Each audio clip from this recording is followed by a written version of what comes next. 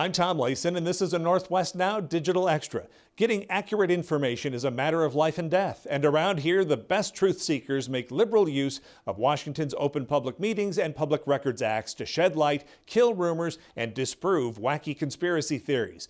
But this year, government at all levels is either being victimized by COVID or using COVID as an excuse, with the result being a major breakdown of both the Open Public Meetings and Public Records Acts. With most agency and local government meetings hard to access and public records requests on ice, open government advocates are worried about the precedent this is all setting.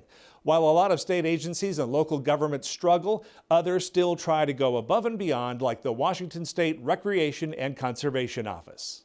You may have never heard of the State Recreation and Conservation Office, or RCO.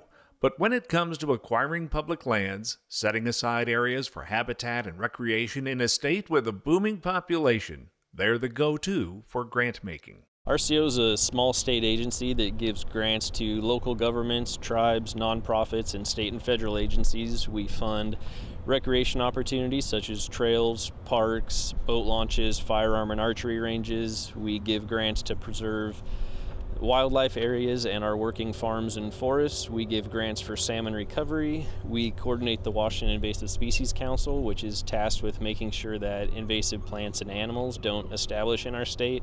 And we also get money from the state legislature quite often to do additional plans, studies, and other policy coordination.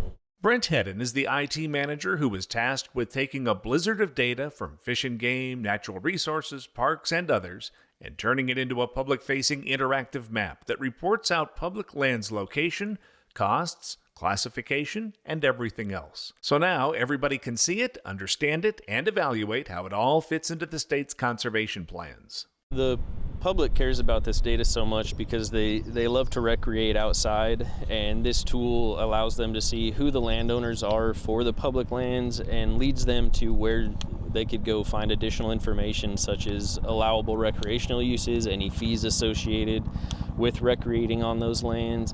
And people want to know what their government is doing, and this tool gives them that information at their fingertips.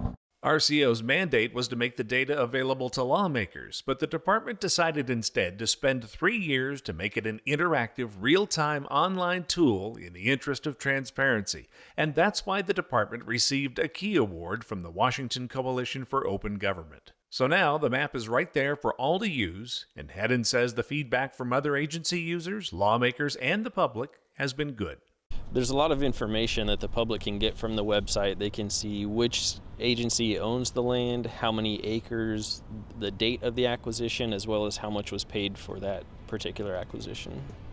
To see our full discussion about open government, be sure to look at the Open Government page under the Northwest Now tab right there at kbtc.org. Northwest Now airs Friday nights at 7:30 right here on KBTC. And be sure to look for more digital stories like this one by following us on Facebook and Twitter at Northwest Now.